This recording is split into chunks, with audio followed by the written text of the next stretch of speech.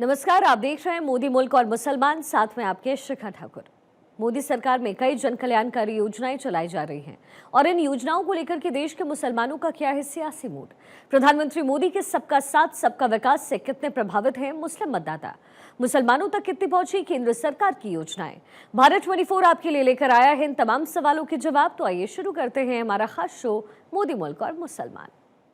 अभी चले जाए मार्केट में, जितनी खरीदारी हुई है आप उसका डेटा निकालिए। 60% उसमें शायद मुस्लिम लोग होंगे जिन्होंने धनतेरस पे खरीदारी करी। मोदी जी से कोई शिकायत नहीं है, एक अच्छे नेता हैं, हमें उनमें कोई बुराई नहीं दिखती। कम से कम मैं समझता हूँ 40% मुसलमान जो है वो बीजेपी से जुड़ा है और यही वजह है कि सरकार लगातार बनती चली आ रही है जब जब चुनाव हो रहा है। नमस्कार, आदाब। भारत 24 का स्पेशल प्रोग्राम मोदी मुल्क और मुसलमान देख रहे हैं आप, और मुरादाबाद की मुस्लिम आवाम से जानेंगे कि मोदी मुल्क और मुसलमान को लेकर क्या सोचती है मुरादाबाद की मुस्लिम आवाम। मेरे साथ इस वक्त बात करने के लिए पद्मश्री से सम्मानित दिलशाद हुसैन जी हैं, दरगाह के सज्जादा नशीन हैं, और भी मुस्लिम धर्मगुरु हमारे साथ बात करने के मौजूद हैं। मुरादाबाद एक्सपोर्ट डेवलपमेंट के नुमान मंसूरी जी हैं, सामाजिक कार्यकर्ता हैं मुस्लिम समाज को लेकर। आइए बात करते हैं। सबसे पहले आपसे शुरुआत करेंगे क्योंकि आप पद्मश्री हैं और सरकार ने आपको पद्मश्री से नवाजा है। मोदी सरकार को लेकर क्या सोचती है मुरादाबाद की मुस्लिम आवाम? मैं दिलशाद हुसैन, पद्मश्री अवार्ड से सम्मानित, मुरादाबाद यूपी है। मुसलमान मोदी जी को अच्छा समझती है और अच्छे काम कर रहे हैं, और ख़ास तौर से दस्तकारों के लिए अच्छा काम कर रहे हैं। उसकी वजह यह है कि दस्तकार मैं भी हूँ और भी हैं, और मुरादाबाद के अंदर 2 पद्मश्री, एक मैं हूँ और एक यादव जी हैं। तो ये बहुत बड़ी बात है कि मतलब मैं पद्मश्री, और इस सरकार के अंदर मैं इसका बहुत सरकार का शुक्रिया अदा करता हूँ। दूसरी चीज़ एक और, कभी हमने सोचा भी नहीं था, आज तक हमारे बूढ़ी चले गए, हमारा एटम मोदी जी जर्मन लेके गए और ख़ुद देकर आए। ये हमारे लिए बहुत बड़ी बात है, और इसके लिए हमारे पूरे मुरादाबाद के अंदर खुशी मनाई गई कि एक मुसलमान का मटका और मोदी जी खुद लेके गए। तो ये बहुत बड़ी बात है। तो इसलिए मोदी जी अच्छा देख रहे हैं और मुसलमानों को अच्छी तरीके से समझ रहे हैं। ये मैं उनका शुक्रिया, क्योंकि आप आर्टिजन हैं, और आर्टिजन है उसके बावजूद आपको वहां तक पहुंचाया गया, पद्मश्री तक मोदी सरकार ने पहुंचाया गया। कई तरह के भ्रम फैलाए जाते हैं, कहा जाता है कि डिवाइडेशन की पॉलिसी चल रही है और मोदी सरकार जो है वो मुस्लिम्स को लेकर नहीं सोच रही है। उस पर आप क्या कहेंगे? नहीं, ऐसा नहीं है। इसकी वजह यह है कि जिस वक्त में मोदी से मैंने मुलाकात की तो उनके चेहरे पे खुशी थी कि मैं एक मुसलमान से मिल लिया हूँ। ऐसा नहीं था कि उनके चेहरे पे कोई खुद मतलब कि उदासी सी हो। तो उस वक्त उन्होंने मुझे इस तरह से नवाजा कि मैं आपको शुक्रिया मतलब बता नहीं सकता कि जिस वक्त मैंने कहा आपका बहुत बहुत शुक्रिया, तो उन्होंने कहा फौरी आप दिलशाद हुसैन मुरादाबाद से। तो इसका मतलब कि हमारा नाम भी उनके जहन में है। मुरादाबाद का मुसलमान क्या सोचता है मोदी सरकार को लेकर आपके नज़रिए से? देखिए, मेरे नज़र में तो अच्छा सोचता है, और ख़ास तौर से दस्तकारों के लिए बहुत अच्छी स्कीमें हैं, और दस्तकारों को वो समझ भी रहे हैं। मैं इसलिए ये बात कर रहा हूँ। क्या कहना चाहेंगे आप मोदी जी के लिए? मोदी जी के लिए मैं कहना चाहूँगा कि अच्छा मुसलमान सब बर्ताव है, और ऐसे ही रहे। तो उम्मीद है कि आगे भी हम आगे बढ़ेंगे, और अभी हमें पद्मश्री के अलावा पद्म भूषण भी मिलेगा, भारत रत्न भी मिलेगा, ये हम उम्मीद रखते हैं मोदी जी से। अच्छा नुमान जी, क्योंकि आप एक्सपोर्टर्स से जुड़े हैं, मुरादाबाद डेवलपमेंट एक्सपोर्टर्स की जो एसोसिएशन है, आर्टिजन की एसोसिएशन है, आप उससे जुड़े हुए हैं। एक्सपोर्टर्स के बारे में आप बेहतर जानते हैं, कारोबार के बारे में आप बेहतर जानते हैं। क्या स्थिति चल रही है इस वक्त कारोबार को लेकर, और एक्सपोर्टर्स क्या सोचता है, क्या उम्मीदें रखता है मोदी सरकार से? देखिए, पूरे एक वर्ल्ड वाइज इस वक्त मद्दा है। अब पूरी मंदी जो है गुजरी है। अब दिवाली को लेके थोड़ा सा लोगों का कारोबार खुला है।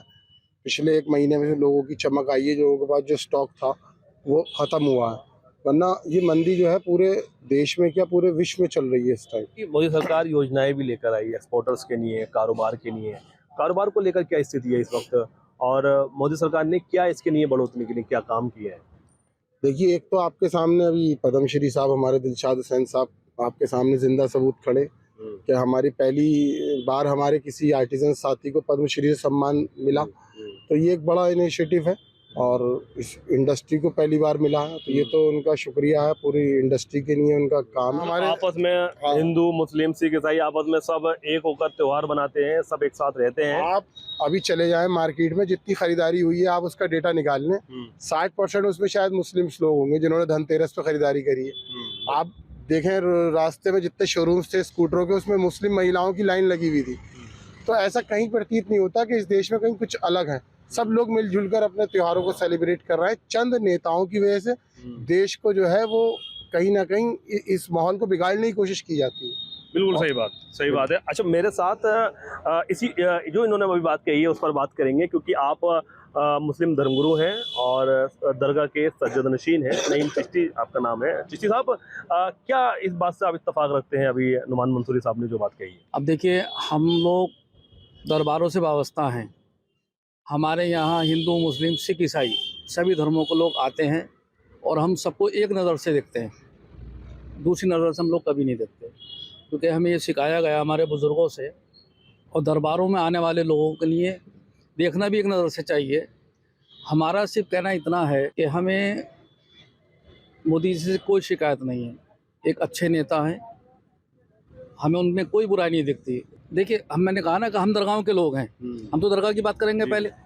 तो उसमें ऐसा नहीं है कि मोदी जी से मुसलमान जुड़ा हुआ नहीं है, मुसलमान जुड़ा हुआ है। और देखिए, सबसे बड़ी मिसाल हमारे बराबर में खड़ी है, दिलशाद साहब को देखिए, इनको अवार्ड से नवाजा गया है। तो उसमें भाई के खड़े हैं, ये भी बीजेपी से हैं, आरएसएस से हैं, मुसलमान जुड़ा हुआ है। हमारी ज़ाती उनसे ना तो कोई तकलीफ़ है और ना ही उनसे हमें कोई तकलीफ पहुंची है, ना कोई पहुंचेगी। मुस्लिम्स को लेकर कई तरह की योजनाएं भी आई। शिक्षा को लेकर कैसा काम किया गया, सुरक्षा को लेकर कैसा काम किया गया, हेल्थ को लेकर क्या काम किया गया? नहीं, खैर ये काम तो खैर अच्छे हो रहे हैं, सुरक्षा भी है और क्राइम भी कम है, ऐसी बात नहीं है। ध्यान भी दिया जा रहा है, विकास भी हो रहा है, जो बात सही है बिल्कुल। शिक्षा को लेकर शिक्षा भी अच्छी है, काम चल रहा है, ऐसी बात नहीं है। देखिए, हमारा सवाल है मोदी मुल्क और मुसलमान। मोदी सरकार को लेकर नहीं, हमें मोदी जी से कोई शिकायत नहीं है, हमें उनसे कोई शिकायत नहीं बिल्कुल। लेकिन बता रहा हूँ ना, हम दरबार के आदमी हैं, हमारे यहाँ तो सबक ही दिया जाता है कि हमें सबको एक कैसे करना है, एक जगह में सबको कैसे बिठाना। हमारी सोच तो ये साहब कि हिंदू भाई के घर में कोई प्रोग्राम है तो जाकर हम उनके प्लेट में खाना खाएं, हमारे यहाँ कोई प्रोग्राम हो तो हमारा हिंदू भाई हमारा आके प्लेट में खाना खाए। हमारी सोच तो ये है और हमेशा कायम रहे। ये बहुत अच्छा खूबसूरत मुल्क है हमारा, रहने वाले सब बहुत खूबसूरत हैं, बहुत अच्छी सोच के हैं। जहाँ तक आपका सवाल है कि मोदी जी का ताल्लुक है, तो मोदी जी अच्छे इंसान है, इसमें कोई दो राय वाली बात नहीं है। और मगर जहाँ तक जैसे कि हमारे सरपरस्त आली जनाब नईम चिश्ती साहब ने कहा कि हम दरगाहों से जुड़े हुए लोग हैं और दरगाहों पर जब लंगर होता है, दरगाहों पर जब चादरें पेश होती हैं, दरगाहों पर जब मन्नतें मांगी जाती हैं, तो वहाँ पर ये नहीं देखा जाता कि कौन हिंदू है कौन मुसलमान है, और सबकी मुरादें पूरी होती हैं। बिल्कुल। बहुत खुशी हुई थी जब मोदी जी ने ख्वाजा गरीब नवाज सरकार में चादर पेश की थी, और यही है कि मुसलमान इससे जुड़ना चाहता है। मैं समझता हूँ आज कम से कम मैं समझता हूँ 40% मुसलमान जो है वो बीजेपी से जुड़ा है, और यही वजह है कि सरकार लगातार बनती चली आ रही है। जब चुनाव हो रहा है बढ़ चढ़ के जो है बीजेपी आ रही है। देखिए, मुरादाबाद में मोदी मुसलमान और सरकार जी, मोदी सरकार ने जो स्कीमें दी हैं, देखिए पहली बार मुरादाबाद में अगर आप पूरे मुरादाबाद मंडल का करेंगे तो 32 मुसलमान लड़के पीसीएस, आईपीएस, आईएएस में आए हैं।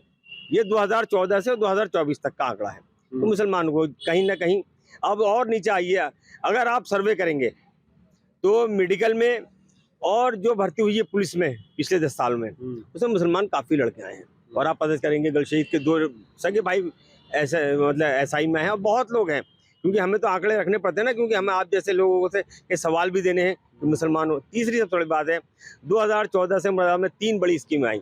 एक ट्रेन चली है, लोग बात कहते हैं खतों से ट्रेन चलती, खतों से ट्रेनें नहीं चलती हैं। एक ट्रेन चली, एक यूनिवर्सिटी आई जिसमें सभी बच्चे पढ़ेंगे, शिक्षा पे भी काम हुआ। एक एयरपोर्ट खुला, जो हमारे अभी भाई ने कहा कि एक्सपोर्ट पे बढ़ावा पाएगा। ये तो 3 बड़ी स्कीमें थी जो सिर्फ मुरादाबाद के बारे में मैं आपको बता रहा हूँ। और इसके नीचे आएंगे तो मुरादाबाद एक स्मार्ट सिटी बना है। जिसमें जैसे कि हम यहाँ कहते हैं कि मुसलमान 60% मुस्लिम आबादी का है, मुस्लिम एक्सपोर्टर हैं, कारखानेदार, तो पहचान तो उनकी बड़ी, जब उनके कोई मिलने वाला आता तो स्मार्ट सिटी देख के स्टेशन से ही पता चलता है कि यार ये शहर जो है वो सही है। अब बात आती है रोजगार की।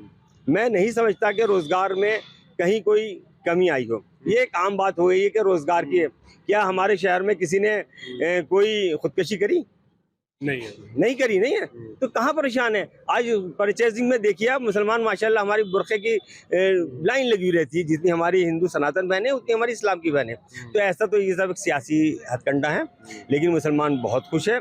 और मैं भारतीय जनता पार्टी में पिछले 44 साल से हूँ और पिछले 26 साल से मैं संघ में हूँ। संघ का एक मुसलमानों में काम करता है विंग है मुस्लिम राष्ट्रीय मंच में, उसका राष्ट्रीय संयोजक हूँ और मदरसा और छात्र प्रकोष्ठ देखता हूँ। इसके जो मार्गदर्शक हैं वो गुरुवार इंद्रेश कुमार हैं, जो संघ के एक बड़े प्रचारक हैं और कार्यकारिणी सदस्य हैं। फिर भी आरोप लगता है मोदी सरकार पे कि कहीं ना कहीं भेदभाव करती है। नहीं, भेदभाव कहीं कहाँ करती है, आप मुझे बताएं। मैंने अभी आपको सर्विसों में बताया, कोई भी है, मैं आपको एड्रेस दे सकता हूँ उन लोगों के। हमारे बिजनौर तो नंबर 1 है, हमारा मुरादाबाद तो बहुत पीछे है, लेकिन बिजनौर के हमारे जो मुस्लिम बच्चे हैं वो IAS IPS में बहुत तेजी से आए। एक ही खानदान के 3-3 4-4 आए हैं, आज भी हैं। अभी जो योगी जी आए थे, उन्होंने DSP की जो ये पासिंग परेड करी थी, उसमें हमारे 4 मुसलमान हैं, ये अपने ही जनपद के। तो भाई साहब भेदभाव तो कहीं नहीं है, लेकिन जब आदमी अप्लाई करेगा, देखिए 4 आए, अप्लाई कितने करा था आप मुझसे ये पूछें? अप्लाई किया था 8 लोगों ने, कितनों ने किया था? हम 5% से ज्यादा इंटर से ऊपर नहीं पढ़ पड़ते। मुसलमानों की पढ़ाई की जो रेशो है बहुत घट गया है। तो एक बहुत बेहतर बात कही है इन्होंने कि जो मुस्लिम्स का एजुकेशन का जो रेशो है वो कम है, उसके बाद बात की जाती है कि नौकरी नहीं लग रही। क्या कहेंगे इस पर? और जितना रेशो था उसको नौकरियां दी गई हैं, इनका भी कहना है। देखिए, नौकरी तो जब मिलेगी जब हम लोग मेहनत करेंगे। जब हमारे वालिदैन ध्यान नहीं देंगे और हमारा इस पे जोर नहीं होगा तो जितना भी हैसियत के हिसाब होगी उस हैसियत के हिसाब से काम मिलेगा। इसमें तो दोष तो गवर्नमेंट को नहीं देना चाहिए ना। अगर हम मेहनत करेंगे, बच्चों को पढ़ाएंगे लिखाएंगे, सब कुछ करेंगे, तो फिर उनका नंबर भी आएगा, उनका नाम भी आएगा। और जब कोशिश ही नहीं करेंगे तो उसमें तो गवर्नमेंट को कहने का हमारा कोई हक नहीं बनता, वो कहने भी नहीं चाहिए। साहब, क्या आपकी क्या राय है इस बात पर? हमारे बाजार भाई जो कह रहे हैं बिल्कुल सही है, क्योंकि इनको बहुत जानकारी है इस मामले में, हमें तो इतनी नहीं है, तो इनकी बात जो हकीकत है। कई योजनाएं आपने बताई हाँ, जैसे जो कि यहाँ मुल्क के मुसलमानों को उसका फायदा मिल रहा है। हाँ, मिल लिया, जैसे कि तुम्हारे विश्वकर्मा सम्मान है उसका भी मिल लिया, उसमें कोई भेदभाव नहीं है। जो सब तरह के लोग कर रहे हैं उसके अंदर, और जहाँ वो जाते हैं ट्रेनिंग लेने वहाँ भी कोई भेदभाव नहीं है। इस तरह से कुछ नहीं है, जो बात सही है वो सही है। किसी भी तरह का, जैसे कि हमारा आयुष्मान कार्ड है तो उसके अंदर भी कोई भेदभाव नहीं है। अपना कार्ड लेके जाओ किसी भी अस्पताल में जहाँ पे उसका स्कीम है चाहे मानी आ रही, तो वहाँ पर इलाज बाकायदा होता है और अच्छे से इज्जत भी मिल रही है। कोई ऐसा भेदभाव नहीं है कि ये मुस्लिम है तो इसका कार्ड मत देखो या इसका कुछ देखो, ऐसा बिल्कुल नहीं है। मैं इसमें मोदी जी का बहुत बहुत शुक्रिया अदा करना चाहता हूँ और आगे के लिए कहना चाहता हूँ कि कुछ लोग ऐसे हैं जिनको ज़रूरत है कार्ड की, जैसे कि वो बहुत नीचे तबके के हैं, उनका कार्ड नहीं बना हुआ है, कोई ऐसी स्कीम और मोदी जी निकाल दें जिससे कि जिनके रह गए उनके भी बन जाए। बिल्कुल बिल्कुल। तो क्या लगता है कि युवाओं के लिए क्या क्या काम हुए हैं मोदी सरकार में? युवाओं के लिए अच्छे काम हुए हैं। सबसे पहला काम तो ये हुआ है कि हुनर हाट लगी थी, फेयर लगी थी। फेयर के लिए हमें पैसा देना पड़ता है, तो यहाँ फ्री स्टॉल मिले थे हमें हुनर हाट में। मुंबई, बेंगलोर, दिल्ली सब जगह हुनर हाट लगे थे और अच्छा मतलब रेस्पॉन्स मिला था। वहाँ पे मोदी जी ने खुद उद्घाटन करा था, राजनाथ जी ने खुद उद्घाटन करा था और यहाँ से पैसे भी दिए थे वापसी उन्होंने कि स्टॉल के आपको 15,000 20,000 वापसी मिलेंगे। तो युवाओं ने लगाया और अच्छा बिजनेस करा वहाँ पर, तो युवाओं के लिए अच्छा एक पैगाम था वो। आजकल मॉडर्नाइज है, जो हमने बड़े बड़े एक्सपोर्ट हाउस बनाए उसमें मशीनरी है, जो 10 कारीगर काम करते हैं तो वहाँ एक मशीन काम कर रही है। इस वजह से उन लोगों को भी रोजगार चाहिए था। लोगों ने उसका अल्टरनेट ये सोचा कि हम रिक्शा, ऑटो रिक्शा चलाएं, वो भी प्रदूषण को खत्म कर रहा है। जो पहले हमारा वो था जो हाथ से करते वो मैन पावर थी, पावर तो कहीं ना कहीं तरक्की तो हुई है। वो अगर पहले अपने जिस्म की ताकत से दिन भर में 500 रुपये कमाता था, तो आज वो बैटरी की ताकत से 1,000 रुपये कमा रहा है। तो रोजगार तो मिला है हर एक में। तीसरी सबसे बड़ी बात थी अब आपने मुरादाबाद के मुसलमानों की बात करी तो मुसलमानों को 2014 से अब तक 7 नेशनल लेवल के अवार्ड मिले, जिसमें एक अवार्ड तो हमारे दिलशाद भाई को पद्मश्री सबसे बड़ा अवार्ड मिला है। इसके बाद एक राष्ट्रपति अवार्ड होता है जो हमारे इलियास खान जो है अब डेवलपमेंट हैंडीक्राफ्ट में असिस्टेंट वो थे, उनको मिला है, रिटायर हो गए वो भी इसी सरकार में मिला। तो और शिक्षा के क्षेत्र में तो कई हमारी बहनों को जो है शिक्षक अवार्ड जो होता है तो प्रदेश का है, राष्ट्र को, वो मिला है। सालों से पड़ा हुआ जो एयरपोर्ट स्टार्ट नहीं हुआ था वो भी तो हुआ। नहीं, मैंने अभी आपको बताया कि 3 चीज़ें हुई, एक ट्रेन चली, एयरपोर्ट आया और हमारी एक यूनिवर्सिटी बनी। यूनिवर्सिटी में सभी लोग, सस्ती यूनिवर्सिटी है, नेशनल यूनिवर्सिटी है, तो वो सभी के लिए है। हमारी जो सोच है वो समाज और देश के लिए है। हमारे यहाँ किसी भी तरह का कोई भेदभाव नहीं आता। मैं संघ में 26 साल से, मेरी संघ आयु जो है वो 26 वर्ष है और मैं ITC OTC सब के रहे हूँ, संघ में रहता हूँ। तो मैं एक बात कहूँ, थोड़ा सा हमारे सब भाई माफ़ी के साथ से, जो हमारे इस्लामी सुन्नते तरीके थे वो आज संघ में है। हम सूरज निकलने से पहले उठते हैं और हर काम अपना खुद करते हैं और समाज और देश के लिए सोचते हैं। हमारे आगे नाम के आगे कुछ नहीं होता, सिर्फ ये होता। हमारे यहाँ कोई बरादरी नहीं है।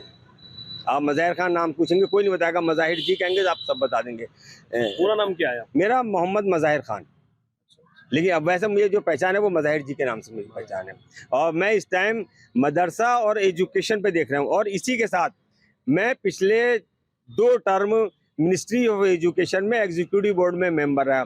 भाई मैंने जाके सबसे पहले वहाँ का बोर्ड चेक किया कि मुझसे पहले और कितने मुसलमान हैं, तो अफसोस हुआ कि मुझसे पहले जो सरकारें थी वो मुस्लिम परस्त थी, लेकिन किसी मुसलमान को उन्होंने एजुकेशन में एग्जीक्यूटिव बोर्ड में नहीं बनाया था। पहली बार किसी को बनाया तो वो संघ का आदमी बना, मज़ाहिर। अच्छा, अगर एक वर्ड में अगर पूछा जाए कि मोदी जी के बारे में, प्रधानमंत्री नरेंद्र मोदी के बारे में, तो कैसी शख्सियत है? जी, मोदी जी बहुत अच्छी शख्सियत है। जो अपराध करता है उसके घर टूटते हैं, चाहे वो किसी भी समाज का हो।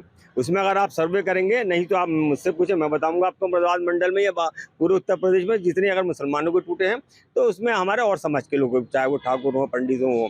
अगर इनकाउंटर हुए हैं तो सब समाज के हुए, लेकिन वो बदमाश थे, वो समाज को कहीं ना कहीं नुकसान पहुँचा रहे थे। मोदी जी बहुत अच्छी शख्सियत के मालिक हैं। आप पर्सनली उनसे मिलेंगे, बात करेंगे तो बहुत अच्छा रहेगा। हमारे दिलशाद भाई और मुरादाबाद के बहुत से मुसलमान जो मेरे आते हैं या मुझे मानते हैं, मुझसे मुसलमान प्यार तो करता है लेकिन मेरे पास नहीं आएगा, किसी और के पास चला जाएगा। अच्छा चिश्ती साहब, आप क्या कहना चाहेंगे? आपसे ये अगर मैं सवाल करूं कि मोदी शख्सियत के बारे में बताएं तो क्या कहना चाहेंगे? बहुत छोटे वर्ड्स। देखिए, अभी जैसे मुज़ाहिर भाई ने कहा, हमारे जितनी भी तारीफ़ें मोदी जी की जा रही हैं वो अच्छी बात है और करनी भी चाहिए, वो तारीफ़ के लायक भी हैं।